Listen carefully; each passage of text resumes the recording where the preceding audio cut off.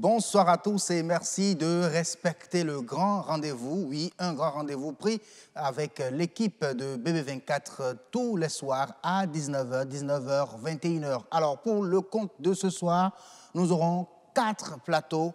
Un avec un entrepreneur agricole, monde agricole bien évidemment. Un autre plateau avec un start-upper qui lit santé éthique. Nous allons accueillir un autre entrepreneur agricole, mais cette fois-ci pour parler de la promotion du Made in Bénin. Et puis, nous allons finir par une note culturelle avec un programmeur de spectacle. Tous ces plateaux vont s'ouvrir juste derrière la météo.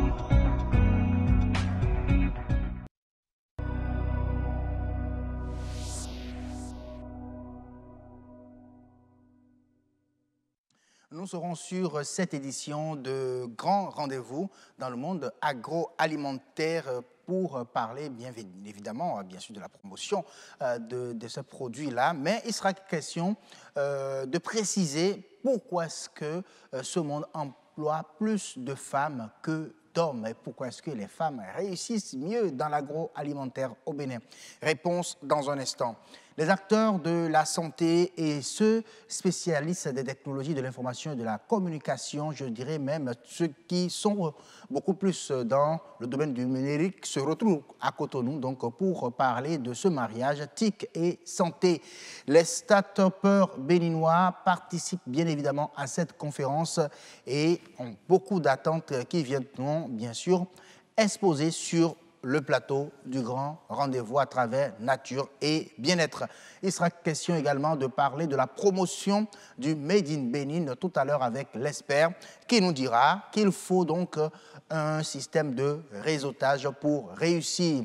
Nous parlerons culture et précisément de la fête de la musique et là, une activité qui met donc en compétition des orchestres au Bénin.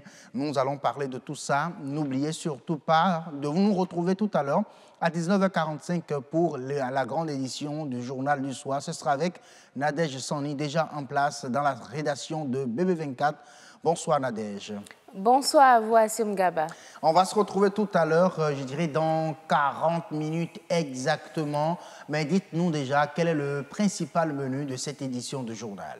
Merci à vous, Assim Gaba. Dans cette édition du soir, vous suivrez le directeur général adjoint de l'ANTSB, Agence nationale de transfusion sanguine du Bénin. Il intervient dans le cadre de la 15e édition de la célébration du don de sang au Bénin.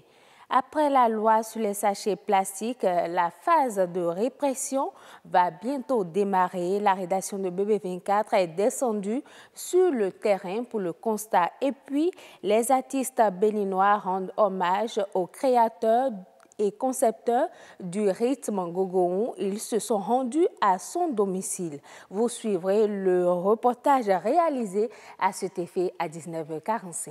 Ah oui, hein, Daoué Doto qui nous a quittés la semaine dernière, Nadège Soni.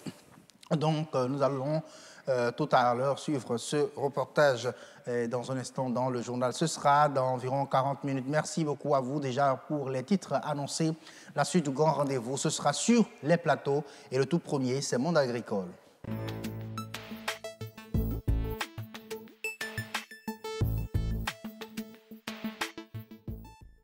Bienvenue dans Monde agricole et nous parlons d'agroalimentaire. Dans ce monde, les femmes réussissent plus que les hommes. Pourquoi cela en réalité? C'est la question à laquelle nous allons répondre dans un instant avec une entrepreneur agricole. Il s'agit bien sûr de Georgina Dianou qu'on va retrouver juste derrière ce reportage signé Karamat Agbataou et Marcel Betoro qui nous parlent de quelques difficultés, sinon comment réussir vraiment l'agroalimentaire au Bénin. Regardez. L'industrie agroalimentaire est un potentiel certain dans la chaîne de développement des petites et moyennes entreprises. Elle a fortement évolué au cours de ces dernières années. Le poids exercé par la grande distribution des produits agricoles sur le marché favorise la professionnalisation du secteur. L'ensemble des facteurs a entraîné de nouvelles relations commerciales et des changements des modes de production, d'où l'opportunité des salons agroalimentaires. Le salon de l'agroalimentaire, c'est un creuset d'échange qui veut réunir les acteurs du secteur de l'agroalimentaire pour discuter autour des goulots d'étranglement qui freinent l'évolution du secteur. Alors le salon a pour objectif de faire un point en fait, sur ces problèmes qui minent l'évolution du secteur et de trouver des approches de solutions, que ce soit par des entreprises, des ONG. Donc en fait, ils nous permettent d'avoir un réseau d'entreprises assez grand, de réunir ces entreprises, de nous garantir qu'elles ont des bonnes pratiques de gestion. Et nous, derrière, on peut leur fournir des services mutualisés de packaging, de communication, de gestion de marque et de distribution. Aujourd'hui, les consommateurs des produits agricoles mettent plus l'accent sur un mécanisme de production adéquat et un système de package bien structuré suivant les normes alimentaires. Une pratique qui peine à rentrer dans le comportement des fournisseurs agricoles. Nous avons actuellement au Bénin des entreprises qui s'essayent dans l'agroalimentaire mais qui ne sont pas encore vraiment capables d'arriver à s'offrir les emballages dont ils ont besoin, des matériels et équipements dont ils ont besoin. Alors il y a plusieurs freins aux questions de packaging pour les entreprises locales. Le premier, c'est la taille. Au Bénin, on n'a pas encore le marché pour que ces entreprises atteignent une taille intéressante et pour pouvoir avoir des coûts d'emballage intéressants. Le deuxième problème, c'est l'information. On ne sait pas qui produit quoi et où. Si on veut chercher l'emballage, il faut d'abord faire soi-même toutes les démarches et ça prend du temps et ça coûte de l'argent. La troisième des choses, c'est la différenciation.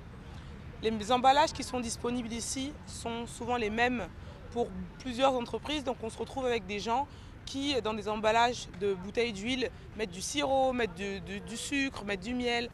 Pour les producteurs, l'étroitesse du marché de consommation serait la véritable cause. Prioriser le travail en réseau serait une solution adéquate. Et l'une des manières de relever ce défi-là, en fait, c'est de mutualiser. C'est de se réunir à plusieurs entreprises pour pouvoir soit importer du packaging différencié, soit avoir un pouvoir de négociation sur place pour pouvoir avoir des coûts intéressants. L'option qui arrangerait mieux les entrepreneurs, moi je leur dis souvent, c'est de, par exemple, s'ils n'ont pas la capacité de s'offrir la taille qu'il faut pour avoir un coût de production assez réduit, c'est de se regrouper en plusieurs entreprises pour faire des commandes qui pourraient les arranger et avoir quand même un resto ou bien un coût assez réduit pour leur production. Dans le même temps, les techniques de production ont évolué et répondent de plus en plus à des impératifs de gain de productivité dans un environnement extrêmement concurrentiel.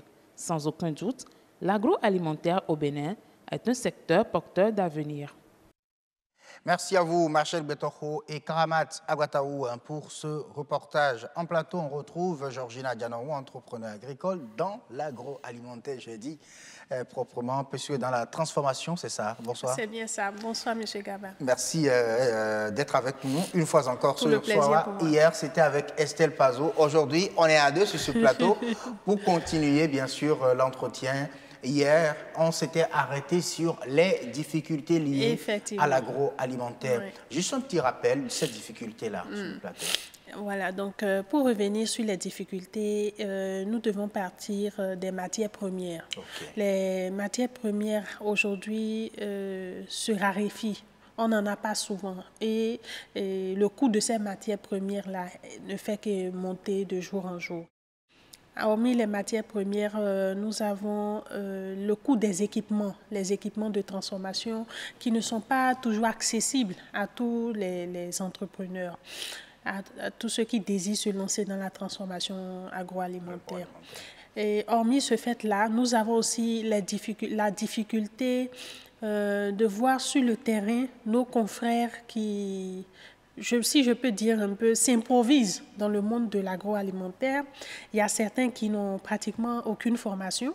Il y a certains qui sont venus là parce qu'ils veulent essayer un peu pour voir ce que ça va donner, par souci de rentabilité ou bien pour avoir de l'argent. Donc, on est nombreux dans ce domaine-là. Il y en a beaucoup qui sont là, qui ne sont pas là par compétence, mais qui sont là plutôt pour rentabiliser leurs revenus, pour avoir le... Donc, ils fabriquent ce qu'ils veulent. On retrouve sur le marché beaucoup de produits qui n'ont pas du tout de qualité, qui ne répondent même pas aux besoins du consommateur. Vous voyez sur le marché des jus qui, quand vous les prenez, vous retrouvez du parfum de citronnelle dedans, vous retrouvez un peu de tisane dedans, beaucoup de choses. Il y a tellement d'anomalies. Donc, il y a ce facteur de renforcement de capacité là, parce qu'il y a des entrepreneurs qui n'ont pas la compétence. Donc, vous pensez qu'on peut mettre fin à ce désordre-là au Bénin, c'est-à-dire rassurer davantage le consommateur sur ce qu'il achète? Exactement, on peut mettre fin à ça. Comment? Comment? Parce qu'aujourd'hui, maintenant, par la force des choses, nous avons des fêtières qui sont installées dans chaque filière. Donc, ce rôle-là revient aux fêtières de pouvoir réorganiser le secteur, de pouvoir faire la chasse à ceux qui veulent entrer dans le secteur, mais qui n'ont pas la compétence. Ou même si on organise, ces fêtières-là peuvent même organiser des formations pour renforcer ces personnes-là qui désireraient acquérir beaucoup plus de connaissances dans la transformation des produits agricoles frais. Ok, donc il y a des sessions de formation de courte durée. On pourrait l'initier. Ça, c'est une recommandation que je fais tout de suite à l'égard de nos fêtières. Initier des séances de formation. Mais ça se fait déjà avec nos partenaires, avec les programmes, les projets, tout ça, qui nous accompagnent dans des séances de formation. Mais beaucoup plus, il faudrait renforcer les compétences de ces entrepreneurs qui rentrent dans le domaine de la transformation agroalimentaire. Hormis ce fait-là, nous avons aujourd'hui de plus en plus de problèmes à assurer la qualité des produits agroalimentaires, que ce soit sur le plan local et aussi à l'international, dans la sous-région à l'international, parce qu'il faut de plus en plus s'adapter aux normes de fabrication dans les autres pays. Donc aujourd'hui, les entreprises n'ont pas accès à tout ce qu'il faut comme information pour respecter, pour d'abord être certifié sur ces normes-là et respecter ces normes-là pendant tout le processus de production. Voilà. Alors, nous disons que les femmes réussissent mieux dans l'agroalimentaire. La preuve, elle est devant vous, chers téléspectateurs. Mais à quel niveau interviennent en fait les femmes dans l'agroalimentaire? Merci, M. Gaba. Et cette question est vraiment pertinente parce qu'elle nous fait remarquer que les femmes sont partout. Les femmes sont d'abord à la base, au niveau du monde, le monde agricole. Au niveau de la terre, la femme est déjà là. Donc la femme cultive, la femme transforme, la femme revend les produits d'abord agricoles bruts. Vous voyez les marchés de zèle, les marchés où il y a beaucoup de produits agricoles. Les femmes sont là. Après ça, les femmes prennent ces matières premières-là, les transforment dans les unités de transformation. Et aujourd'hui, on voit que la majeure partie des entreprises agroalimentaires sont dirigées par des femmes. Parce que dans nos cultures, dans nos us et coutumes ici, la femme est beaucoup plus proche de la nourriture. De la cuisine. De la cuisine. Je pense que c'est ce facteur-là qui fait que nous retrouvons beaucoup de femmes qui aiment beaucoup transformer les produits agroalimentaires. Oui, on retrouve beaucoup de femmes, vous l'avez dit tout à l'heure, que les femmes sont donc partout, c'est-à-dire du début jusqu'à la fin, même jusqu'au niveau de la distribution finale avec les consommateurs. Et pour préparer maintenant, quand les femmes C'est les femmes qui consomment plus. Ah oui, les femmes... Non, hein, mais là, ça se discute. Non, les femmes, quand les femmes achètent, c'est les femmes qui préparent. C'est elles qui préparent. Pour vous, les hommes, bien sûr. Pour nous, d'accord. Et moi aussi, on comprend. Et donc, les femmes sont partout, sont sur toute la chaîne, parlant bien sûr d'agroalimentaire. Et alors, mais quelle est la place de la femme aujourd'hui dans l'agroalimentaire? Est-ce qu'elle est vraiment accompagnée aujourd'hui au Bénin? Merci beaucoup. Et les femmes dans l'agroalimentaire ne sont pas suffisamment accompagnées. Il y a beaucoup de structures qui aujourd'hui sont accompagnées par des programmes, par des projets. Il y a même, c'est le moment même de remercier et l'Agence nationale des petites et moyennes entreprises qui a mis à la disposition des micro, moyennes entreprises, des équipements de transformation de dernière génération. Wow. Ah oui, c'est aujourd'hui, c'est même le moment même de féliciter notre gouvernement pour cet effort et en particulier le ministère des petites et moyennes entreprises. Ah, c'est des équipements importés? Pas du tout, c'est des équipements qui ont été réalisés par nos machinistes, par nos équipementiers sur le plan local. C'est le moment aujourd'hui d'adresser vraiment toute notre reconnaissance au ministre des petites et moyennes entreprises, à tout le gouvernement et même au président et son Excellence, M. Patrice Talon, pour tous les efforts que ce gouvernement fait aujourd'hui pour accompagner les petites et moyennes entreprises, surtout celles qui sont dans la transformation. Je peux vous dire que c'est du jamais vu dans notre pays. On n'a jamais vu ça. Les entreprises ont bénéficié grassement de ces équipements-là. Et aujourd'hui, ce que nous attendons de nos entreprises, c'est qu'elles fournissent, elles rentabilisent ces équipements-là aujourd'hui. Parce qu'on a vu sur le terrain, il y a beaucoup d'entreprises qui ont demandé ces matériels-là. Mais aujourd'hui, avec ces matériels-là, d'une valeur de plus de 500 millions, il faut maintenant que les entreprises donnent le meilleur d'elles-mêmes. Et pour ça, je viens maintenant sur une autre difficulté, c'est le consommation local. Ce consommation local, il faut que les populations puissent savoir que notre gouvernement est derrière les entreprises. Notre gouvernement cherche à ce que la masse des entrepreneurs agricoles qui sont dans la transformation agroalimentaire puisse émerger, se développe correctement. Et pour ça, il faut que la population accompagne en consommant local. Il faut que, lorsqu'on parle de boissons, de jus et autres, on pense au Bénin, le jus d'ananas, le jus de pastèque, le jus de gingembre. On a tellement de ressources, tellement de jus qui sont formidablement appréciés dans la sous-région, même jusqu'à l'international. L'ananas du Bénin, c'est une référence sur le plan mondial. Il faut qu'on en profite dans notre pays. Nous l'avons à côté, il faut qu'on on en profite. On a beaucoup de ressources. Il y a le riz, nous n'en parlerons jamais. Le riz du Bénin est un riz qui est d'une qualité supérieure que même les Occidentaux, les Américains, les Asiatiques même demandent chez eux. Donc aujourd'hui... Qu'est-ce qui fait que les Béninois, prenons le cas du riz, aujourd'hui, qu'est-ce qui repousse les Béninois au niveau du riz? En réalité, je pense que c'est le manque d'information. Mais je pense qu'avec vous les médias, nous allons pallier de plus en plus à ce manque d'information-là. Les Béninois doivent savoir que de plus en plus, il y a beaucoup de marques de riz au Bénin. Il y a du riz qui est fait à Malanville, il y a du riz qui est fait à Glazoué, il y a du riz qui est fait dans l'Ouémé, dans la vallée de l'Ouémé. Il y a du riz partout au Bénin. Et ce qui est encore plus intéressant, c'est que le riz qui est produit au Bénin a une valeur concurrentielle tellement appréciable parce que c'est un riz qui tourne pour les 5 kilos, qui tourne autour de 2500 à 3000 francs. Alors que le riz importé pour la même quantité tourne autour de 4000, 4500.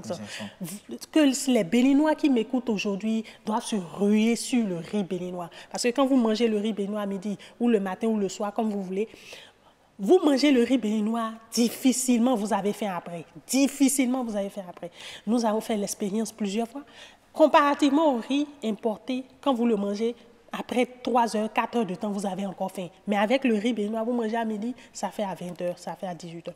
Donc, c'est un riz qui est densifié, est tellement intense que la quantité d'amidon est tellement concentrée dans les grains de riz. Je ne vais pas vous dire la qualité, on a fait des analyses un peu partout, à l'extérieur, qui ont montré la qualité du riz béninois. Comme quoi la qualité est de mise au niveau, bien sûr, au niveau du Made in Bénin désormais. Exactement. Il va falloir maintenant informer les populations. Informer les populations, sur la qualité même ceux qui nous produit. écoutent aujourd'hui à la maison, dans vos familles, ayez le réflexe de payer béninois, ayez le réflexe de manger béninois à la maison. Très bien. Merci beaucoup à vous. On parlera bien sûr de la promotion du Made in Bénin dans un instant. Mais avant, c'est les culturels que nous allons recevoir pour parler, pourquoi pas, de la fête, de la célébration de la fête de la musique. Wow. Et ça va se faire à 100% béninois, 100% musique béninoise, Super. qui va confronter bien évidemment les orchestres du Bénin. Merci beaucoup d'être venu, Georgina. Vraiment, quand vous parlez d'agroalimentaire de ce monde, on a envie tout simplement d'y être, d'accompagner vraiment ce monde. Merci en tout cas pour tout ce que vous faites et du courage à vous. Merci beaucoup. Allez, le grand rendez-vous installe tout de suite le plateau de la culture. C'est Horizon Culture.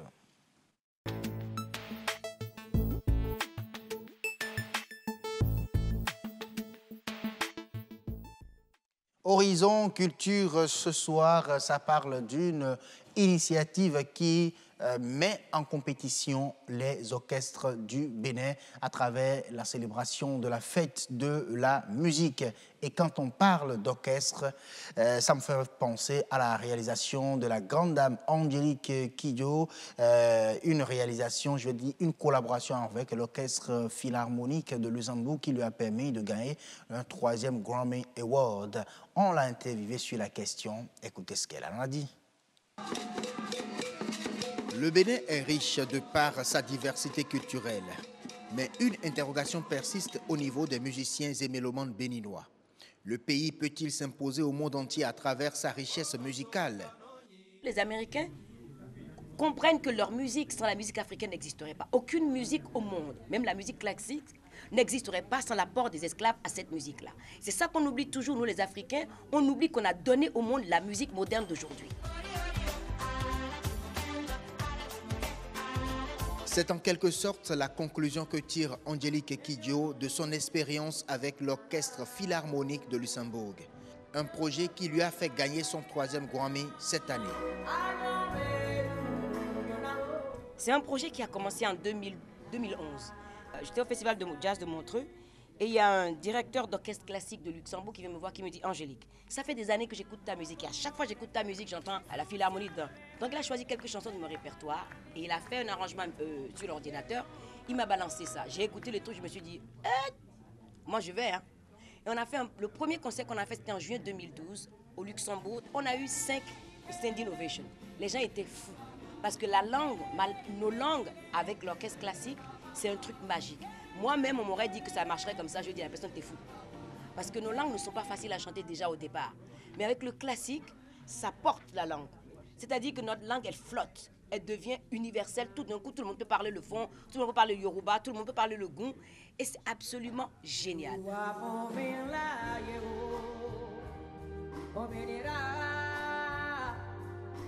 Et pour faire flotter et rendre universelles nos langues à travers la musique, la star a fait référence à sa source, même sur le plan technique. Dans mon concert, on a des retours, on s'entend. Mais quand il s'agit du classique, on ne peut pas, parce que tous les instruments sont acoustiques.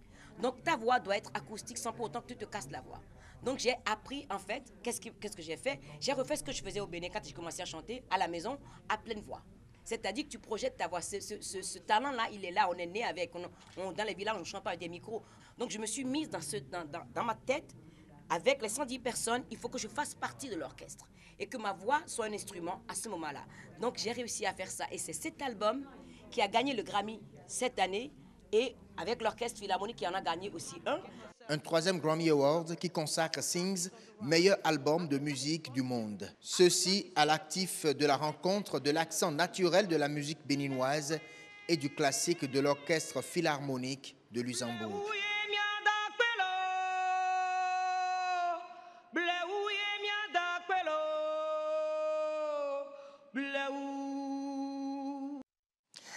Voilà, merci beaucoup à la grande dame Angélique Kidjo. Quand on parle d'orchestre au Bénin, on en a connu de très grands, bien évidemment. Sur le plateau, avec Naïma Dangou, nous allons parler de cette initiative qui permet donc de mettre en compétition les orchestres béninois.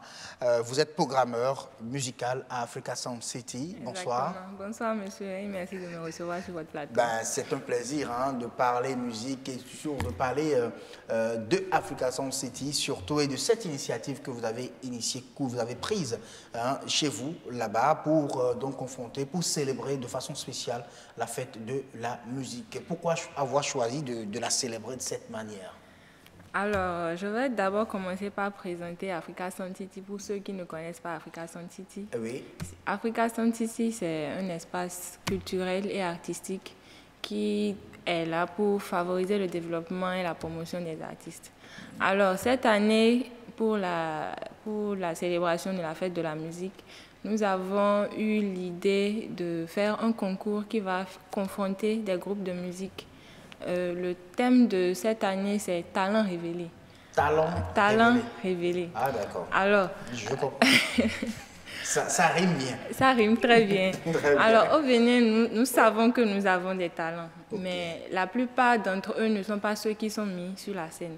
Donc, cette édition de la fête de la musique à Africa Sound City, c'est pour en fait amener ces talents-là à venir au devant de la scène, à se confronter et à se challenger, de manière à ce que le meilleur en sorte. Donc, le but de ce concours, c'est d'offrir une opportunité à tous ceux qui se sentent talentueux dans la musique et qui sont constitués en groupe. Ah, voilà, c'est ce que j'allais demander. C'est la spécialité. Parce qu'il faut qu'il soit un groupe. Il faut que ce soit un groupe de musique. Ok. Est-ce qu'il y a une question d'ancienneté, que le groupe soit formé il y a au moins, ça fasse au moins un an, 2 ans, 3 ans? Il faut juste que ce soit un groupe qui performe sur la scène. Vous pouvez vous constituer, donc, entre musiciens, vous pouvez vous entendre et former votre groupe. Exactement. Pour la circonstance. Pour la circonstance. Donc, mais il y a une condition, c'est qu'il faut avoir un guitariste au sein du groupe. Ah, d'accord. D'accord. Il faut qu'il y ait un guitariste parce que l'un des premiers prix, c'est une guitare qui a été gracieusement offerte par le parrain de cette édition qui est Patrick Rufino. Oui, Patrick Rufino, lui-même grand bassiste, un musicien béninois très reconnu et qui vit actuellement, je pense, en France. Voilà. C'est un bassiste de groupe FA, voilà. Un mythique groupe FA, bien évidemment. Et donc, c'est comme ça va se passer. Ça va se passer quand? Comment s'inscrire? Comment participer, bien sûr, à cette fête de façon spéciale? Les conditions, c'est d'abord être un groupe constitué, avoir un guitariste au sein du groupe.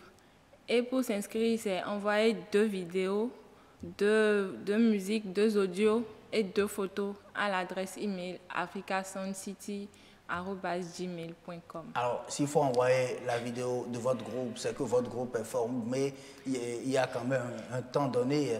Ça peut être une répétition, vous pouvez vous retrouver et faire juste un morceau que vous filmez et que vous nous envoyez. La durée minimale est de 2 minutes. 2 minutes? 2 minutes juste. Ok. Les morceaux aussi, 2 minutes minimum pour que nous puissions apprécier tout ce que vous avez à nous montrer. Alors, donc, ça a commencé déjà, les gens ont commencé par ça? Ça a déjà commencé, la date limite c'est le 15 juin. Alors, j'appelle tous ceux qui nous regardent en ce moment à envoyer leur candidature. C'est demain le 15. À envoyer leur candidature et de venir à Africa Sound City pour que nous puissions célébrer la musique ensemble. Alors, est-ce que ces orchestres sont tenus de rester, sinon de surfer sur la tradition béninoise en matière de musique? Alors, pour la première phase du concours, ils ne sont pas tenus ils n'ont pas un répertoire figé. Ils peuvent envoyer n'importe quel style de musique. Mais alors, lorsque la sélection se fera, après la sélection, nous allons sélectionner 8 groupes pour la finale. Donc, c'est à cette étape-là que nous avons imposé des chansons. Alors, il y aura 3 chansons pour la finale. La première, ce sera une composition personnelle du groupe. La deuxième, ce sera une chanson inspirée de la musique traditionnelle béninoise. Et une troisième chanson qui doit être du répertoire de Patrick Rufino. Un peu pour être en phase avec notre parrainage. Puisque c'est lui qui parraine. Oui, voilà. Ah, mais ça, c'est bien trouvé, c'est bien réfléchi, je pense, à mon niveau. Parce que c'est ce qui manque surtout aux musiciens béninois, surtout aux instrumentistes, c'est la scène. En réalité, et donc on est obligé de se retrouver, peut-être entre copains, on n'a vraiment pas des occasions de s'exprimer, d'exprimer son talent. Je pense que ce que offre Africa Sound City est une très belle occasion pour... Nous offrons de l'authentique parce que sur la scène actuellement, ce n'est que des gens qui performent avec leur voix. Or, la musique, c'est aussi les instruments. Les instruments qui forment une harmonie pour que la voix puisse ressortir. Donc, nous offrons de l'authentique et nous appelons tous les mélomanes à s'inscrire à ce concours pour que la fête soit belle. Bon, et si je suis à Parakou, je suis à Malanville, je voudrais que mon orchestre participe à ce concours. C'est pour ça que la participation, c'est envoyé par mail. Donc, dès que vous avez Internet, vous pouvez envoyer votre dossier. Mais pour la finale, vous êtes tenu d'être là. D'être là et Africa Sound City va nous aider quand même à voyager pour venir participer à cela. Non, pas exactement. Il faut un peu de... Il faut donner un peu du sien pour participer à ce concours parce qu'à la clé, il y a de très nombreux lots à gagner. Nombreux lots. Ils vont gagner quoi? Vous avez parlé de la guitare. Oui, la guitare, ça fait par Patrick Rufino. Alors, le premier prix, c'est une guitare, naturellement. Il y a 3 morceaux à enregistrer au studio de Africa Sound City et une programmation pour un concert à Africa Sound City. Alors, Africa Sound City, c'est une scène qui est connue plus à l'international même qu'ici. Donc, c'est une opportunité que nous offrons à tous ces groupes-là. Donc, performer sur la scène de Africa Sound City, ce n'est pas rien du tout. Donc, on offre un concert au premier groupe. Le deuxième prix, c'est l'enregistrement de 2 morceaux dans le studio de Africa Sound City. Et le troisième prix, c'est un seul morceau à enregistrer à Africa Sound City. Alors, c'est vrai qu'il faut participer à une compétition en tant qu'orchestre, il faut gagner un prix, c'est bon et tout. Mais qu'est-ce que ça apporte au groupe, aux musiciens? Quelle est la vision? Ça apporte de la visibilité parce que, en fait, les groupes, la plupart d'entre eux n'ont pas toujours l'opportunité d'être vus par d'autres personnes, d'être challengés en fait. Ils ne sont que dans leur cocon et ils font ce qu'ils peuvent. Les répétitions, c'est du matériel, ça coûte cher. Donc, quand on a l'opportunité de montrer ce qu'on fait dans son jardin secret, je crois que c'est une très bonne chose pour la musique et pour le groupe. Pour le groupe, est-ce que des chorales peuvent participer? Il n'y a pas de problème. Ils font des groupes de combien de personnes?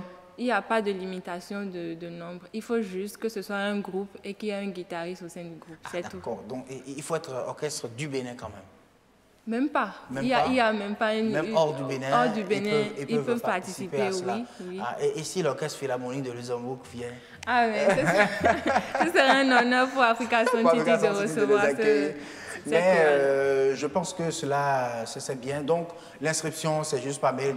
C'est gratuit. Il y a jusqu'à envoyer 2 audios, 2 vidéos et 2 photos par mail. Je rappelle encore l'adresse, mais c'est Africa Sound City collé @gmail.com. Voilà. Il faut qu'il y ait forcément un guitariste. Il faut qu'il y ait un guitariste. Mais vous pouvez être un orchestre de musique traditionnelle. Oui. Pourvu que il y a un guitariste. Il y a un guitariste. Voilà, j'imagine peut-être le groupe de Atin.Point venir avec juste un guitariste. Il va venir chanter I Love You. Ah, ça va donner ce que ça va donner. Certainement. Et donc, vous pouvez envoyer par mail déjà vos inscriptions pour participer, bien sûr, à cette fête de la musique au niveau, bien sûr, de Africa Sound City, des orchestres en compétition. Ça va se passer quand la compétition même démarre? La finale, c'est le 21 juin. Le 21 juin. À 20h. Alors, cette journée-là, nous avons prévu une caravane à 16h, mais la finale, la soirée de la finale commence à 20h, à 20h précise. Exactement. Merci beaucoup à vous, Naïma Dangou. Je rappelle que vous êtes programmeur musical à Africa Sound City. Bien des choses à Djababa.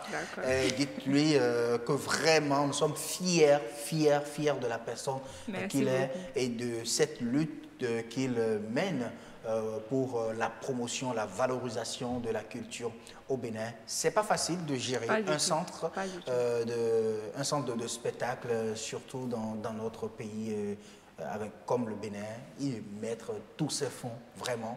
Du courage à vous, Djababa, et on espère bien que le RTB et BB24 vous accompagneront toujours. Merci beaucoup à vous. Merci à vous. Et à très bientôt. Le grand rendez-vous va continuer avec Heureuse Danondé, son invité. Et cette fois-ci, ça parle de mariage. Vous savez, TIC et santé ensemble. Voilà, c'est nature et bien-être.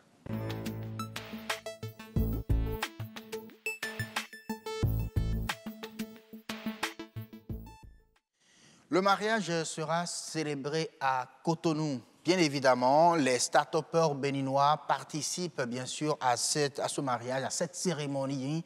Oui, ils y sont invités. C'est quelle cérémonie en réalité? Il s'agit bien sûr de mariage entre les technologies de l'information et de la communication et la médecine. Tout ça au service de la santé des Béninois, des Africains et pourquoi pas de toute la planète. Suivons d'abord ce reportage qui porte sur la télémédecine. Et on revient en plateau parler bien sûr de ce mariage avec Dis-moi Doc. Des services et applications émergent et tendent à devenir indispensables dans le domaine de la santé. La télémédecine est l'une de ces pratiques médicales dont le but est d'améliorer l'accessibilité aux soins grâce aux technologies de l'information et de la communication. La télémédecine, c'est, disons, une forme de médecine qui consiste à utiliser les moyens de communication tels que le VSAT, tels que la fibre optique ou encore l'ADSL pour pouvoir pratiquer de la médecine à distance. On dira que la télémédecine, c'est la pratique de la médecine à l'aide des outils de communication. L'avènement de la télémédecine au Bénin va permettre de réduire le déficit créé par l'insuffisance des professionnels de santé, surtout les spécialistes dans le secteur public. Au CNHU, il y a un seul spécialiste, je vous l'ai dit, en hématologie, un spécialiste de rang magistral en hémato. Alors, lorsque ce spécialiste est en difficulté devant un diagnostic qu'il va poser, que fait-il? Il ne peut pas échanger au niveau national puisqu'il est, disons, le seul dans sa spécialité. Le fait de pouvoir échanger avec d'autres experts à distance, à l'aide de ces outils de communication, est, à notre avis, une valeur ajoutée d'une importance capitale. La télémédecine peut permettre, disons, un désenclavement intellectuel et permettre que des soins soient accessibles à certains malades dans leur localité, même si les spécialistes ne sont pas disponibles dans ces localités. La pratique de la télémédecine au Bénin pourrait également soulager le budget national du coût élevé des évacuations sanitaires à l'extérieur du pays. Pour exemple, la télémédecine appliquée aux patients va permettre de réaliser 2,6 milliards d'euros d'économies par an d'ici l'horizon 2020 en France, selon l'Organisation mondiale de la santé. Sur la base du temps gagné, du nombre de vies sauvées, et ainsi de suite, sans parler d'argent, vous pouvez imaginer ce que ça apporte. L'utilisation des technologies électroniques, informatiques et de communication dans les domaines de la santé au Bénin ne présenterait que des avantages. Plus de confort pour les patients, plus d'informations disponibles pour les médecins et d'énormes retombées sur le plan économique. En plateau, nous sommes avec Dr Ariel Zanou. Je l'appelle simplement Dis-moi Doc. C'est mieux comme ça, n'est-ce pas? Oui, bien sûr. Dis-moi Doc, bonsoir. Bonsoir. Merci d'être là. Merci. C'est un plaisir. Alors, bonsoir, heureuse d'annoncer. Bonsoir, Siom Gaba. Je suis heureux de vous retrouver sur ce plateau et à cette cérémonie de mariage entre TIC et santé, ou TIC et médecine. Eh oui, un grand mariage, un mariage international. Et puis dis-moi donc, il est invité, tout à lui fait. Et les autres start-up. Et nous avons son concepteur, je dirais, de Dis-moi Doc, Dr Ariel Zanou, qui est en même temps le président du patronat des start-up du Bénin. Et c'est d'ailleurs en cette qualité surtout que nous l'avons sur ce plateau pour parler de cette rencontre internationale qui aura une conférence internationale sur les TIC et la santé. Alors, Dr Zanou, président du patronat des startups du Bénin, qu'attendez-vous lors de cette conférence-là, qui, je dirais, se consacre à vos innovations? Merci, heureuse pour cette question.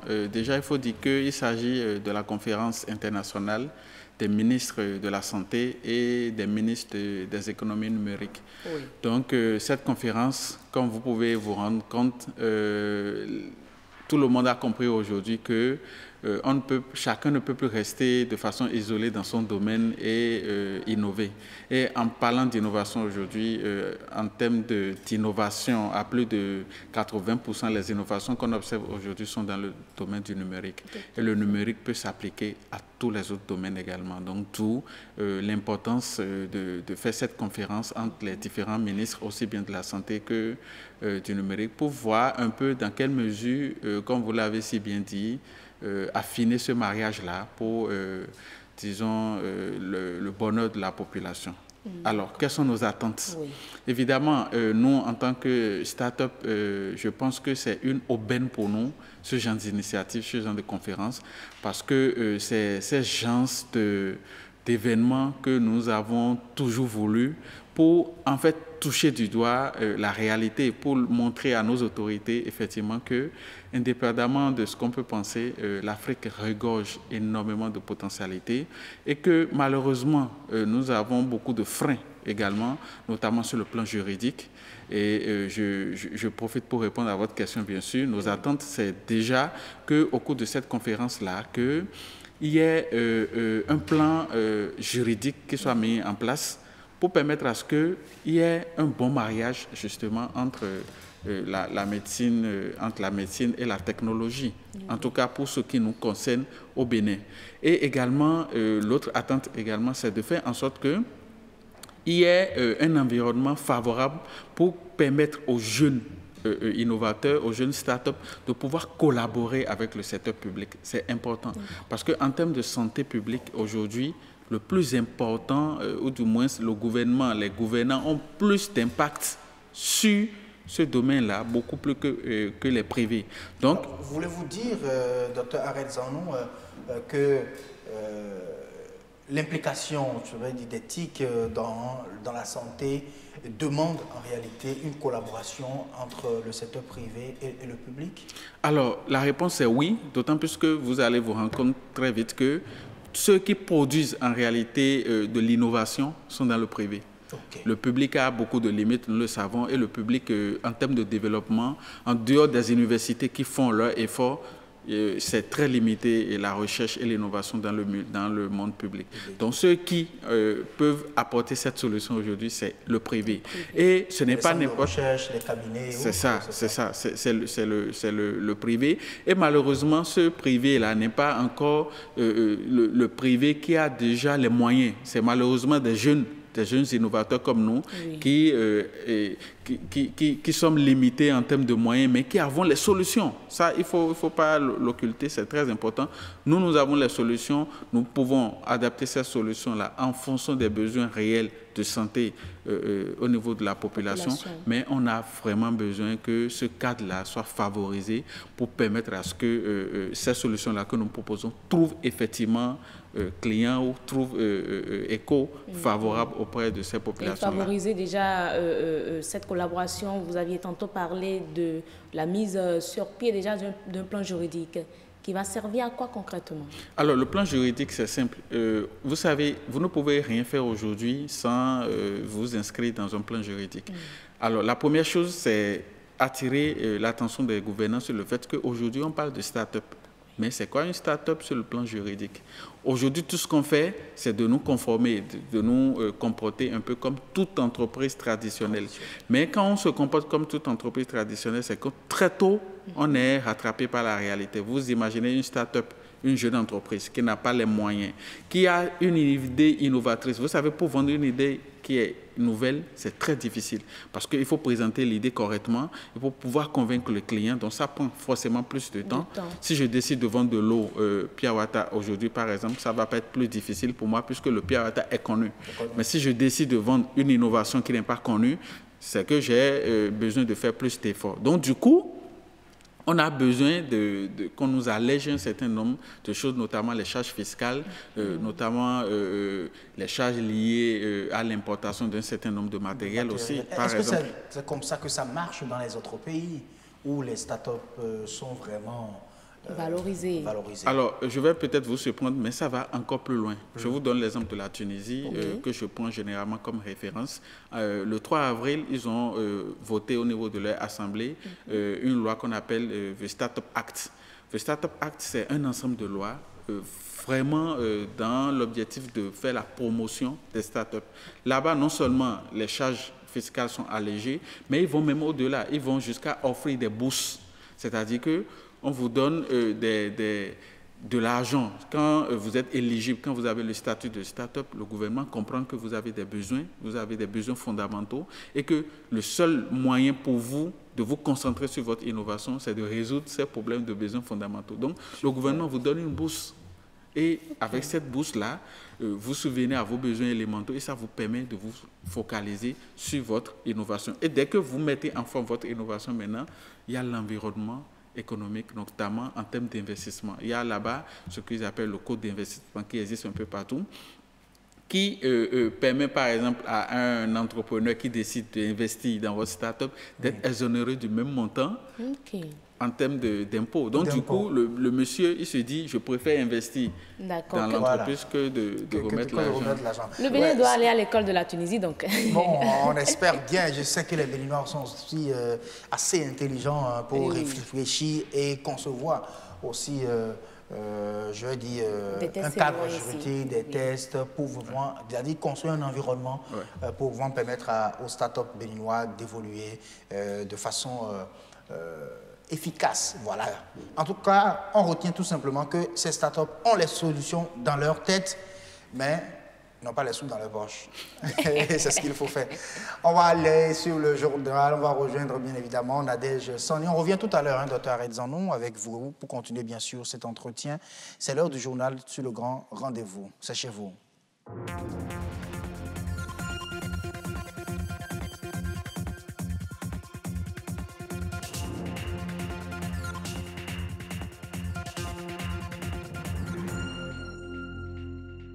Bonsoir à tous, bienvenue dans cette édition, le sommaire. 15e édition de la célébration du don de sang au Bénin. Les donneurs de sang se sont donné rendez-vous cette année à Dassazoumé pour rappeler les bienfaits du précieux liquide de vie.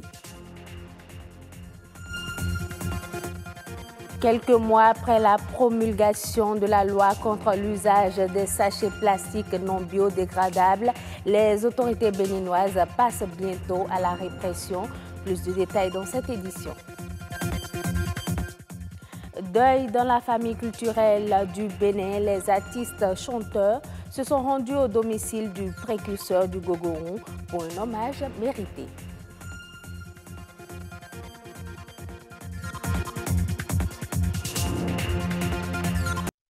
La loi portant interdiction de l'importation et de la commercialisation des sachets plastiques en République du Bénin est promulguée depuis 2017. Dans quelques jours, la phase répressive va démarrer, mais en attendant, une équipe de la rédaction de BB24 a effectué une descente sur le terrain pour le constat que voici. Quelques secondes de fabrication, environ 20 minutes d'utilisation et plus de 400 ans avant de se dégrader. Le sachet plastique est un véritable problème environnemental.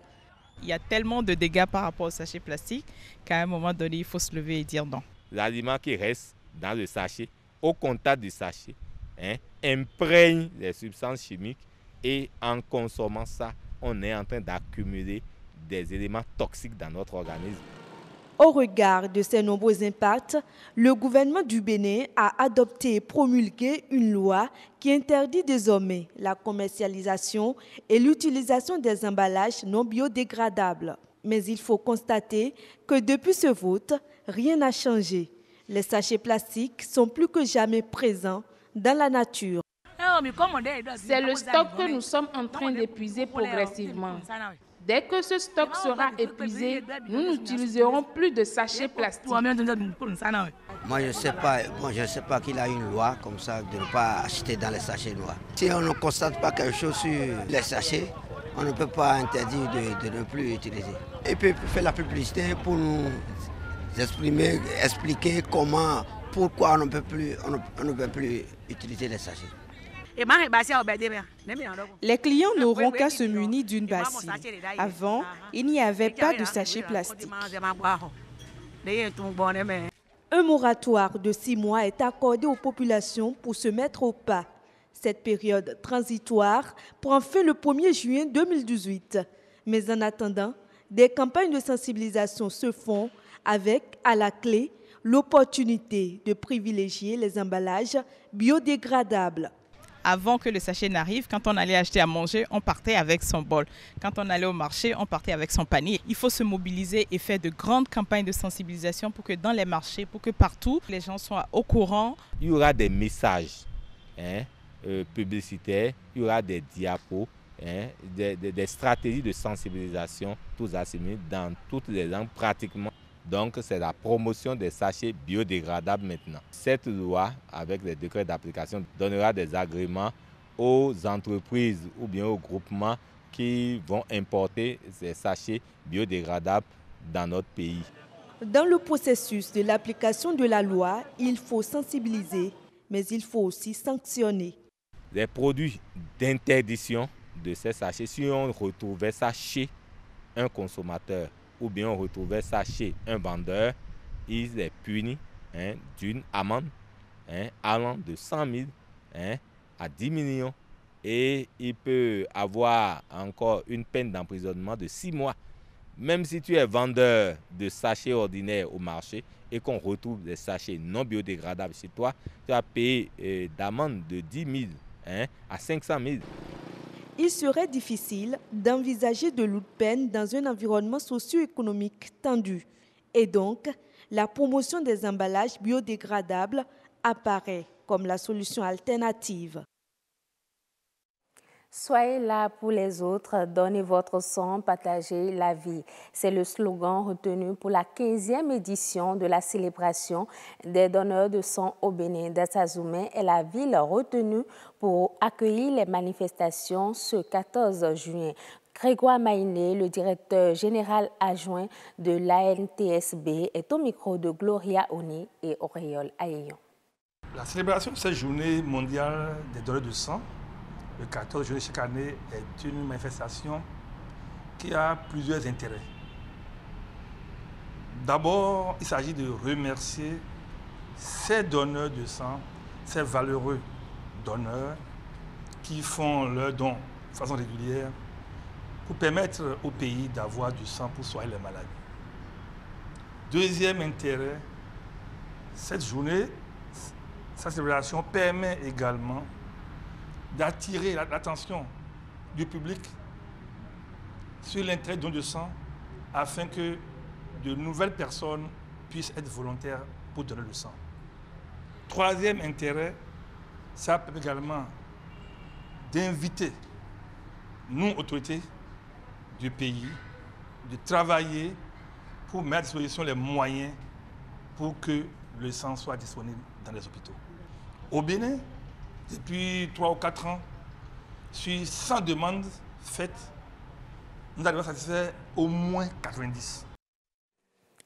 Carnet noir à présent, les artistes de la musique béninoise sont de nouveau éplorés. Le créateur et concepteur du rythme gogoron, la danse des fesses, a tiré sa référence le 3 juin passé. Ses confrères chanteurs se sont rendus à son domicile pour lui rendre hommage. Reportage Aliou Alaka, Fallon Azinlo, Rodrigue Babagbeto.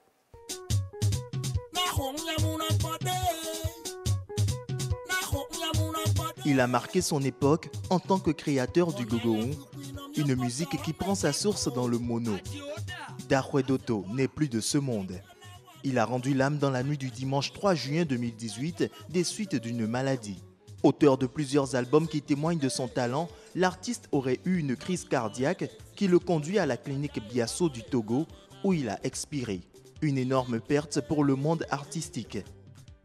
Darouedoto, c'est un monsieur qui se respecte beaucoup, qui aime vraiment ceux ou celles qui aiment travailler. Il est comme un papa pour nous, c'est pas un artiste, c'est un papa que moi j'ai beaucoup eu le temps de rester avec lui en toutes choses. Et même si j'ai des difficultés, je l'appelle, et puis on se dit, on se parle entre père et fils et fille, quoi. Pour soutenir sa famille, un groupe d'artistes s'est même mobilisé pour se rendre dans son village natal et présenter ses condoléances à la famille éplorée. C'est une personne qui se respecte beaucoup. Il a fait de son peuple une identité. Gogoron, même ça se joue en France, aux États-Unis, en boîte, un peu partout. Gogoron n'est plus un rythme qui a pris son début, non. Gogoron, c'est un rythme international. C'est une valeur vraiment qui est partie. Et notre patron Daroy Doto, le roi, Daroy Ekpo, dans notre langue Adja Ekpo, le lion, il est vraiment parti. C'est une valeur qui est partie. Daroy Doto, c'est un baobab, un monsieur sans façon, un monsieur qui aime rester là où il y a la paix. C'est un monsieur qui est trop resté au village, qui n'aime pas sortir. Mais moi, j'ai trouvé bon d'aller le voir et de dire, mais président, il faut que toi et moi, on fasse quelque chose pour montrer que c'est par rapport à toi que nous, on bouffe de l'argent. Puisque moi, je ne suis pas une créatrice de musique ni de danse.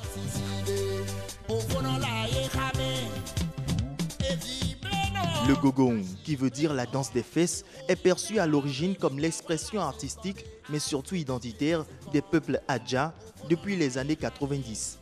Daroy Doto, de par sa brillante créativité, serait la source d'inspiration de la majorité des artistes du mono et du koufo. On va essayer de faire tout possible pour que ça reste dans la mémoire des gens, qu'on n'oublie pas ce rythme-là surtout. Sinon, il y a encore d'autres personnes qui sont en attente, c'est pas moi seule. Il y a Sena Noble, il y a Macro Musica, il y a Dalamos, il y a beaucoup. Donc, on va essayer de faire tout possible pour garder ce rythme-là avec nous.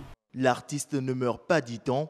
Daroy Doto n'est plus de ce monde, mais il a laissé un héritage dont sa promotion pourrait traverser les frontières béninoises. Les artistes engagés disent être prêts à continuer à exporter ce produit culturel, à la fois rythmique et dansant. Nos condoléances donc à la famille éplorée et à tous les artistes béninois. Le port de Conakry s'est doté de 4 nouveaux portiques entièrement financés par Conakry Terminal pour un montant total de 7,6 millions d'euros. Ces équipements ultramodernes permettront de renforcer les capacités opérationnelles des 2 portiques installés en 2016 en Guinée. Selon Bolloré Port, ces nouveaux équipements entrent dans le cadre du programme de modernisation et d'expansion du port de Conakry. Ce projet porte à 129 millions d'euros le total des investissements réalisés depuis 7 ans. Terminons cette édition par le sport. La Coupe du monde de football a démarré ce jour et les organisateurs de la Coupe 2026 sont déjà connus. Le trio nord-américain composé des États-Unis, du Mexique et du Canada a remporté l'organisation. Cela fait suite à un vote effectué hier au congrès de la FIFA tenu à Moscou en Russie. La candidature nord-américaine a remporté l'organisation de la compétition avec 134 voix contre 65 pour le Maroc et une seule abstention. C'est donc pour la 2e fois de son histoire que les États-Unis, tête de liste de cette candidature nord-américaine, se voient attribuer l'organisation de la plus prestigieuse compétition de football du monde. Et ce sera tout pour cette édition. Merci de l'avoir suivi. On se retrouve demain à 12h45. Merci beaucoup à vous, Nadia Soni. Très belle présentation. À demain donc, 19h45. On revient tout simplement à la célébration de ce mariage TIC et santé avec Dr Harel Zanou, innovateur, créateur de 10 mois doc, une plateforme qui donne, je veux même un exemple de cette célébration, de ce mariage-là. On peut le dire ainsi. Bien sûr. Allez, merci beaucoup à vous. On revient donc à vous, heureuse annonée, pour continuer bien sûr avec, dans cet entretien qui parle donc de cette conférence et surtout les attentes des start-up béninoises. Voilà, et on est avec le président du patronat des start-up. Alors dites-nous, lorsqu'on parle aujourd'hui de l'apport du numérique à la santé, surtout dans la gestion des risques au niveau de nos établissements de soins et hôpitaux. Est-ce qu'il y a des start-up qu'on peut déjà mettre à la disposition de ces établissements de soins dans la gestion des risques? C'est disponible déjà dans notre pays? Alors, déjà avant de répondre à cette question, il faut dire que quand on parle de gestion de risque, quand on parle de risque de façon générale, c'est très englobant. Il y a beaucoup de facteurs qui rentrent dans la gestion des risques. En termes de santé, ce qui est plus recommandé en termes de risque, c'est la prévention. Donc, il faut plutôt prévenir les risques parce qu'on sait que la vie humaine et souvent les erreurs médicales sont parfois très irréversibles. Donc, il faut plutôt aller dans le sens de la prévention. Et en termes de prévention, je peux vous assurer qu'il y a une ou deux startups béninoises, notamment Kea Medicals, que vous connaissez. Oui, qui est, en fait, carte. Voilà. Qui est une plateforme qui permet d'avoir un certain nombre d'informations sur le patient. Ces informations-là pouvant être rendues disponibles pour le médecin qui veut intervenir sur un patient. Donc, ça permet au médecin, par exemple, d'éviter un certain nombre d'erreurs médicales, de connaître un certain nombre de paramètres biologiques et un certain nombre de paramètres médicaux également, les antécédents médicaux. Et cette start-up-là, aujourd'hui, ça va vraiment révolutionner la gestion des risques parce que ça va vraiment dans la prévention de ces risques-là. Oui, énormément. D'accord. Et après, en dehors de ça, à part ça, oui? Il y a une autre start-up dont le nom m'échappe, mais qui propose, par exemple, une solution diagnostique, notamment au niveau de la radiographie un peu plus poussée. Donc, c'est de la radiographie 3D. Donc ça permet d'élaborer un bon diagnostic et vous savez que celui qui fait un bon diagnostic a moins de risques de faire un faux traitement ou bien de mettre une fausse thérapie. La radiographie 3D, c'est-à-dire qu'aujourd'hui, quand on fait de la radiographie en dehors du scannage, quand on fait de la radiographie classique, c'est qu'on a une opacité.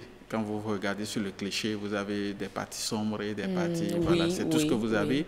Mais aujourd'hui, avec cette technologie-là que des jeunes Béninois ont apportée, vous pouvez voir les organes comme si vous aviez introduit une caméra, alors que c'est pratiquement les mêmes procédés. Une vision 3D, voilà, effectivement. Une vision 3D. Et ça améliore nettement le diagnostic. Le diagnostic. Et ça, c'est au Bénin. Eh oui, mais je sais également qu'il y a quand même des jeunes qui font également dans l'information du groupe sanguin. Lorsqu'on est dans le besoin du sang, on va sur cette plateforme. Vous savez déjà qu'il y a tel groupe sanguin, poche de sang de tel groupe sanguin disponible et tout. Je crois que quand même tout ça également participe à la gestion des risques dans nos hôpitaux. Oui, ils sont allés même un peu plus loin.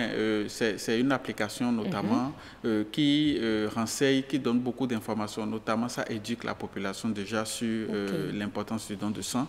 Ça informe également la population sur les types d'incompatibilités qu'il peut y avoir dans le groupe, dans les transfusions sanguines. Et ça aide énormément dans la gestion également des poches de sang. Et je pense que ça, par exemple, aussi, c'est en termes de gestion de risque, en termes de gestion de sécurité sanitaire, je pense que c'est ce genre de plateforme qui va pouvoir aider. Il y a également une plateforme qui est en gestation actuellement, qui prend en compte les drépanocytaires surtout. Ah bon? Oui, parce qu'on a constaté que dans ce domaine-là, il y a encore beaucoup de nos parents, malheureusement, même les intellectuels, qui manquent encore cruellement d'informations. Donc, ça va être des systèmes de simulation où on va se dire, bon, moi je suis AS, l'autre il est AS également, on met les deux, le papa, la maman, et puis on va simuler quelle est la probabilité pour nous de tomber sur un enfant SS. Donc, quand eux-mêmes ils verront sur l'application quelle est cette probabilité-là, je pense que ça va... sacrifier les sentiments. Et en même temps, on leur sort... Ça vous prend un coup. On leur sort l'enfant, toujours dans l'application, on leur sort l'enfant et on commence par leur montrer tous les risques que l'enfant court, quelles sont les maladies auxquelles l'enfant... Donc, tout ça, c'est dans un but éducatif parce que les gens ne voient pas forcément... ce dont on parle. Quand on n'a pas vécu réellement, on ne voit pas, quand on dit vous êtes ASAS... C'est comme si là, on les met devant le fait accompli, ils voient un peu ce qui se passe. Vous vivez virtuellement la réalité. Oui, virtuellement, effectivement, la réalité. Mais est-ce que tout ce que vous créez, vos innovations sont prises en compte au niveau de nos hôpitaux, de nos établissements de soins? Est-ce que nos agents de santé sont aussi matures pour utiliser ces applications que vous concevez? Alors, je pense que c'est tout l'intérêt en fait de... Pourquoi je le dis? Nous avons eu des plateaux techniques ici où les hôpitaux sont équipés, mais ils n'arrivent pas à l'utiliser. Nos agents de santé ne peuvent pas les utiliser. Voilà. Vous avez raison, et c'est tout l'intérêt de la thématique qui va être développée au cours de cette conférence. Les gens ont compris aujourd'hui que les startups qui ne sont pas forcément des degrés matures, parce que quand on a une start-up, c'est qu'on a une jeune entreprise à l'étape embryonnaire, mais que ces start-up-là ont les solutions, justement. L'objectif ici, c'est d'identifier ces solutions-là et de pouvoir pousser ces solutions-là pour que ces solutions-là soient adaptées au système de santé. Pour que ce soit adapté, c'est vrai, vous avez raison, il faut de la formation. Voilà. Il faut mettre en place les équipements qui sont adaptés vraiment à nos réalités. Parce qu'il ne sert à rien, par exemple, de ramener un truc d'Europe où ce n'est pas adapté à nos contextes, ce n'est pas adapté à nos réalités. Et c'est généralement le problème qui se pose. Donc je pense qu'avec toute la volonté politique qui est affichée actuellement et toute la sérénité avec laquelle les gens abordent ce genre de sujet, ça permettra d'avoir plus de résultats et c'est à l'actif de nos gouvernants. Merci beaucoup. Merci Arel Zanou, président du patronat des startups du Bénin. Je sais que vous serez également à cette conférence-là. Vous animez un panel même, n'est-ce pas? On espère que de très bonnes informations, de très bonnes recommandations vont sortir de cette conférence. Assim Ngaba. Merci Heureuse Danondé. Merci Doc. Dis-moi Doc. Beaucoup dit sur la conférence. Merci à vous. Assurez bien ça. À très bientôt. J'aime bien dire madame. C'est vrai. Allez, on continue cette fois-ci avec l'expert sur le grand rendez-vous. Il est question de parler de la promotion du Made in Bénin. Il faut le réseautage pour réussir. Comment? Dans un instant.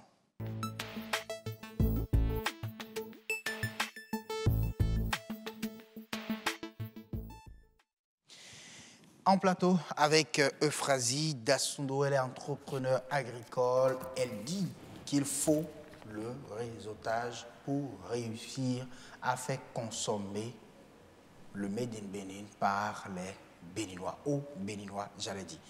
Bonsoir, Euphrasie Dassundo. Bonsoir, monsieur le journaliste. Alors, vous dites qu'il faut le réseautage pour réussir à promouvoir le Made in Bénin. Pourquoi? Alors, merci pour cette question. Je salue tous les téléspectateurs qui nous regardent à l'instant. Alors, il faut les réseautages pour que l'entrepreneuriat marche au Bénin. Parce que le constat général est que le consomme-acteur béninois se retourne beaucoup plus vers les produits importés. Aujourd'hui, le réseautage est très important. Quand nous parlons de réseautage, par exemple, c'est mettre déjà en relation, quand je prends l'agro-business, de mettre en relation les producteurs, les transformateurs et le client. Alors, producteurs, transformateurs et clients. Okay. Il faut forcément un réseautage. Alors, quand on parle de réseautage à ce niveau, ça permet par exemple au client de refaire la traçabilité du produit qu'il achète. Parce que le problème que nous avons sur le terrain est surtout que les Béninois ne font pas en réalité confiance aux produits qui sont faits ici. Ils se font des idées là-dessus. Confiance. Manque de confiance. Ils se disent qu'il n'y a pas la qualité, c'est ça? Ils se disent qu'il n'y a pas la qualité, mais en réalité, la qualité y est. Et de plus en plus aujourd'hui, les jeunes font beaucoup d'efforts au niveau de la qualité du produit, la présentation du produit, les packaging qui évoluent vraiment d'une manière très dynamique. Donc je crois que de plus en plus, les Béninois, ils auront ou bien ils seront obligés de nous faire confiance. De vous faire confiance. Alors quand vous parlez de traçabilité dans la production, en réalité, c'est quoi? À quoi vous faites allusion? Est-ce que le consommateur saura en réalité d'où est venue la matière première, où ça a été produit, et puis bon, quel marché, le prix et tout. C'est possible aujourd'hui. C'est possible aujourd'hui que le consommateur puisse, quand je parle de traçabilité, savoir d'où vient le produit. Comment a été cultivé, par exemple, la matière première. Où est-ce que c'est fait? D'accord. Par qui c'est fait? Et dans quelles conditions d'hygiène tout ceci a été fait. Je crois qu'avec ce petit travail déjà, sur la personne, le client ou bien le consommateur se rassure qu'à la base, c'est bon, que c'est hygiénique, je crois qu'a priori, il n'y a pas de problème. Et aujourd'hui, nos instances de contrôle de qualité se sont encore dotées de matériel plus performant pour toujours le contrôle sanitaire des produits qui sont faits ici. Donc, la mise en confiance est notre premier élément. OK. Donc, il faut donc mettre en confiance le consommateur. Si je comprends bien, la mise en réseau du producteur, transformateur et du distributeur, je pense que c'est ça en réalité. Oui. Bon, et consommateur. Et aussi, actuellement, il y a quelque chose qui est en train de se mettre sur le terrain. Oui. On appelle ça le MLM. C'est un réseau où, par exemple, tu fais acheter un produit à quelqu'un, tu gagnes une petite ristourne derrière. Donc, quand le Béninois sait qu'il veut gagner quelque chose à ça, il s'y intéresse tout de suite. Il faut le marketing de réseau aussi. Il faut le marketing de réseau. Il faut mettre ça en place. Est-ce qu'il y a vraiment, ça existe, une plateforme de marketing de réseau autour du Made in Bénin? Je crois que c'est un système qui est en train de se mettre en place aujourd'hui et qui va démarrer d'ici là. Et réellement, ça va prendre. Parce que quand vos intérêts sont en jeu, même si c'est 50 francs et que vous arrivez à trouver 10 personnes dans une même journée, vous allez forcément chercher à travailler plus pour que votre réseau se développe. C'est quelque chose dans le genre des produits en griffe Tianchi, si je peux dire, des produits venus de Chine, où des gens font inscrire des gens de l'extérieur et ça évolue en chaîne. Donc, quand tout le monde y gagne, forcément, ça marche. Ça marche. C'est que tout le monde va consommer pour pouvoir davantage gagner. Voilà. Aussi. Et l'autre chose aussi, c'est que quand je parle de réseautage, il faut parler de Internet, qui est un moteur qui nous permet réellement aujourd'hui d'atteindre plus rapidement certains objectifs. Internet, on dit, entrepreneuriat à l'aide du numérique, nous permet de trouver par exemple des clients extérieurs facilement. Vous pouvez être ici et avoir un client chinois juste par Internet.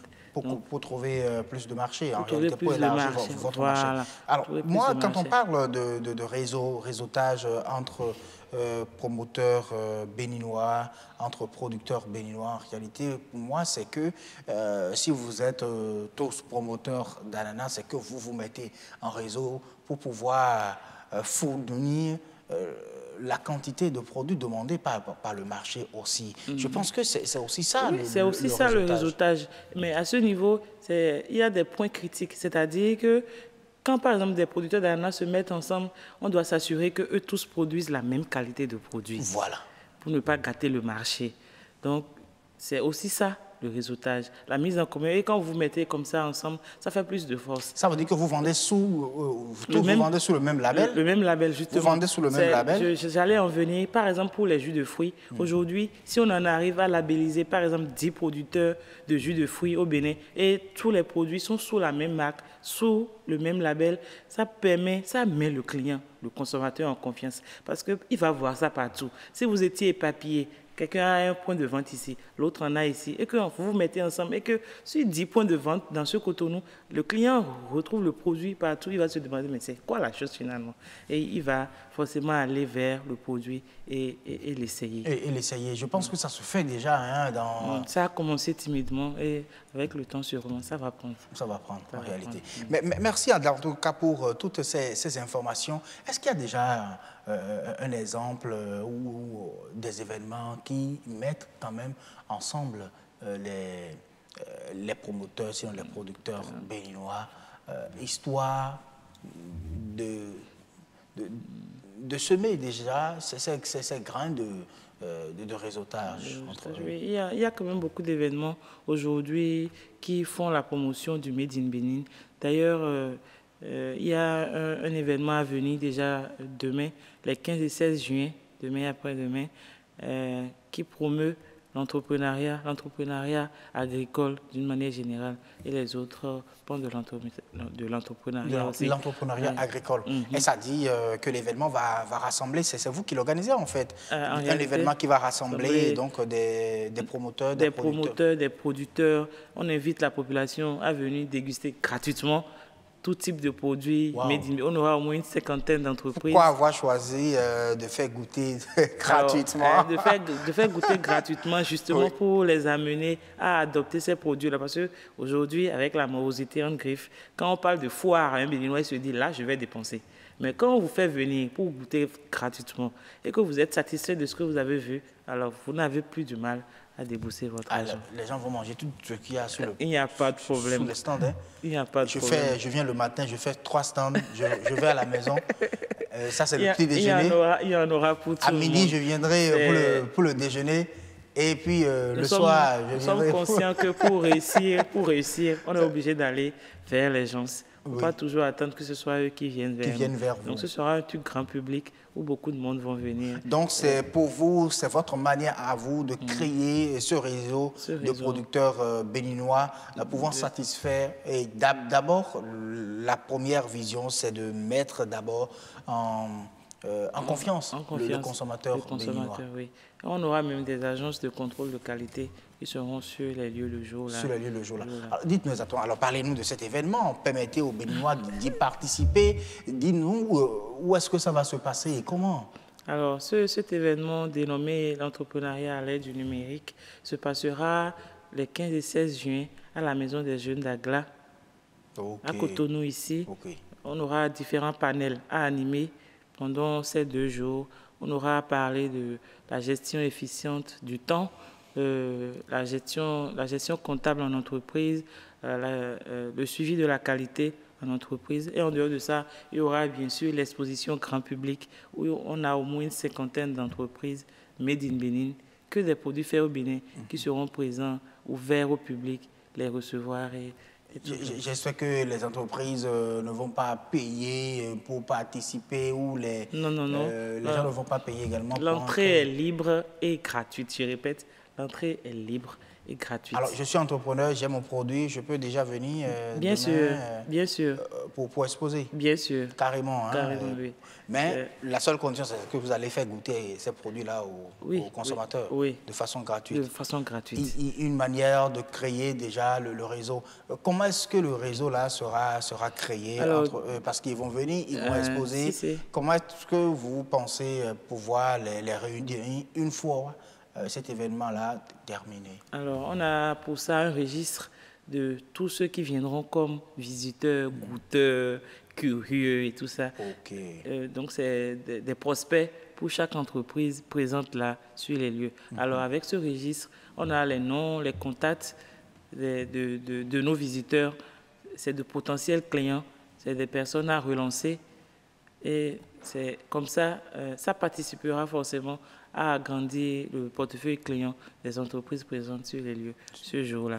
Ça permettra aussi à une entreprise, par exemple, de se mettre en contact avec une autre entreprise qui vend, par exemple, des emballages, une entreprise, quelqu'un qui fait de sa tomate, quelqu'un qui veut faire de la purée de tomates, ils peuvent se rencontrer là. Donc, ce sera réellement un instant de brassage entre entrepreneurs curieux, consommateurs, producteurs, transformateurs.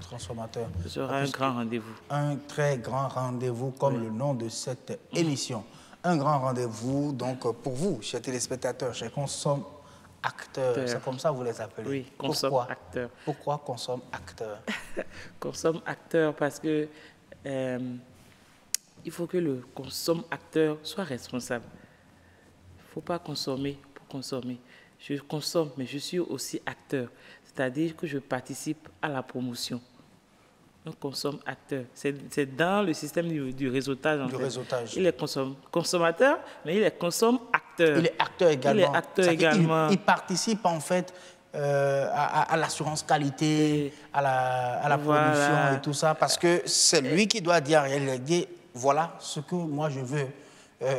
Comme qualité, voilà, le niveau de quand prix. il goûte un jus de fruits, il peut dire, ça c'est trop sucré. Il est un acteur, il participe à ce que le produit s'améliore. Parce que même si vous vendez, il faut prendre souvent le retour des consomme-acteurs. Parce que c'est eux qui font l'entreprise. Donc, voilà un peu ce que je peux dire. Pourquoi on les appelle les consomme-acteurs. Ils participent bien sûr à l'amélioration du produit, à l'évolution également, au développement de cette entreprise. Et en le faisant pour le Made in Bénin de façon générale, on participe au développement. On participe au développement du pays. Voilà. Parce que les entreprises, quand elles naissent et elles grandissent, elles participent forcément à l'économie.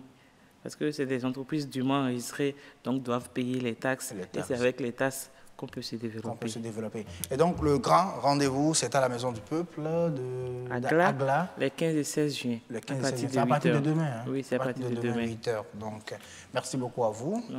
Euphrasie Dassundo, je rappelle que vous êtes entrepreneur agricole et vous venez donc de nous prouver qu'il faut vraiment le réseautage pour la promotion du Made in Bénin. Merci d'être venu sur le plateau. Merci. Le grand rendez-vous, cette fois-ci, va se retrouver sur la toile. Avec vous, nous allons parler ActuWeb, actualité sur la toile. C'est ici, chez vous.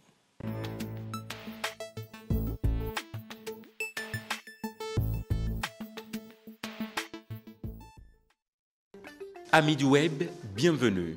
Actualité culturelle au Bénin pour démarrer cette revue des informations sur la toile. Une tournée de spectacles dénommée Flash Live Tour 2018 est initiée pour le divertissement des populations du Bénin à travers les 77 communes. C'est une initiative de Richa Flash qui va connaître sa première prestation le 23 juin dans la commune de Tori-Bosito. Loin du Bénin à présent, un Australien porte plainte contre Google. Dans Google Images, sa photo est longtemps apparue à côté de celle de notables criminels de Melbourne. Estimant sa réputation ternie, ce citoyen australien exige réparation auprès du géant américain. Pendant près de 10 ans, lorsqu'on cherchait son nom dans Google Images, on trouvait sa photo au milieu de celle de criminels. En 2012, lassé de voir son existence virtuelle associée à celle de trafiquant de drogue, l'homme porte plainte contre Google à la Cour suprême de Victoria. L'atteinte à sa réputation en ligne est reconnue et l'homme gagne alors son procès pour diffamation contre le géant américain. Aux États-Unis, des chrétiens font le portrait robot de Dieu et celui-ci ressemble étrangement à Elon Musk. Souvent représenté dans les peintures sous les traits d'un vieillard à la longue barbe grisonnante, Dieu n'est pas toujours perçu comme cela par ses fidèles. C'est en tout cas ce qu'ont voulu prouver certains scientifiques américains. Afin d'en savoir un peu plus sur le visage de Dieu dans l'imaginaire collectif, les psychologues ont mené une étude depuis publiée sur PLOS ONE. Pour cette dernière, ils ont montré plus de 300 photos à un panel de 511 chrétiens américains, 300 hommes et 181 femmes, et leur ont demandé de choisir laquelle, selon eux, ressemblait le plus à Dieu. Chacune des photos proposées est issue d'une même cliché générée à partir de 50 visages représentatifs de la démographie aux États-Unis. À partir des résultats obtenus, ils ont réalisé un portrait robot qui, comme l'a très justement remarqué Gizmodo, a de faux airs d'Elon Musk. Yeux en amande, bouche très fine et cheveux châtains, le patron de Tesla aurait tout du tout-puissant selon le panel de chrétiens, bien que le nom d'Elon Musk n'apparaisse jamais dans l'étude. En conclusion, les psychologues affirment que le visage de Dieu a une représentation stable dans l'imaginaire collectif, avec cependant quelques divergences du côté physique, masculinité, jeunesse et couleur de peau. Et aujourd'hui, un adolescent millionnaire a fabriqué un exosquelette de Dr Octopus pour un enfant handicapé. Ayant fait fortune grâce au Bitcoin, Eric Feynman s'est inspiré de l'ennemi de Spider-Man pour construire son propre costume robotisé. À 12 ans, une grande majorité d'entre nous ne faisait pas grand-chose d'autre que d'aller au collège et d'appréhender l'adolescence. Au même âge, le jeune américain Eric investissait avant tout le monde les $1000 offerts par sa grande-mère dans le Bitcoin.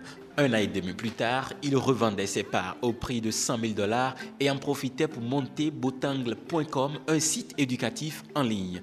Devenu depuis millionnaire, le jeune homme de 19 ans a choisi d'investir une partie de sa fortune dans la construction d'un exosquelette robotisé similaire à celui du célèbre méchant de Marvel, Dr Octopus, ennemi juré de Spider-Man. Heureusement, c'est pour la bonne cause et pas pour détruire le monde comme dans les comics. Quand j'étais petit, j'étais fasciné par la robotique, raconte Eric. Mais les professeurs étaient très cruels avec moi et se moquaient de ma passion. Plus tard, j'ai rencontré un petit garçon, Aristou, dont le père est un ami de la famille. Il rêvait de construire une réplique du costume du Dr Octopus à cause de sa situation. En effet, l'enfant souffre d'hypermobilité articulaire, un syndrome douloureux et handicapant au quotidien. J'ai voulu l'aider car personne ne m'a aidé en grandissant, poursuit le jeune homme. Il est important d'encourager ce genre d'idées à un si jeune âge. J'ai donc décidé d'utiliser mes connaissances en robotique, de réunir une équipe d'ingénieurs et de construire cet exosquelette. Revenons au bercail pour finir et cette fois-ci avec le sport. Le Bénin n'est pas présent en Russie pour la mondiale du football, mais sera présent à Nairobi pour la Coupe Davis 2018. Ils seront 4 à prendre part à cette compétition avec beaucoup de chances de remonter dans les classements. Les tennismen béninois participent du 18 au 24 juin 2018 à la Coupe Davis à Nairobi. Sélectionné en tête de série numéro 1, le Bénin sera présent avec 4 joueurs. Ainsi se referme la revue de l'actualité en ligne. Amis téléspectateurs, Assioum Gaba, bonsoir. Bonsoir à vous, Marcel Akhossi avec Roland Tidimin pour la réalisation de ActuWeb de ce soir. La météo, avant de partir.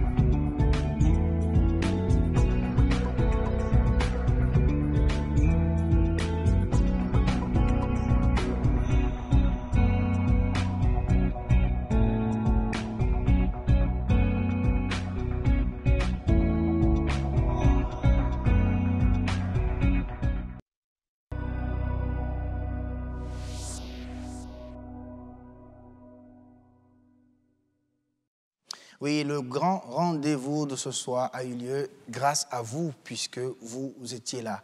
Restez avec nous jusqu'à demain, 19h, pour terminer bien évidemment la semaine du grand rendez-vous.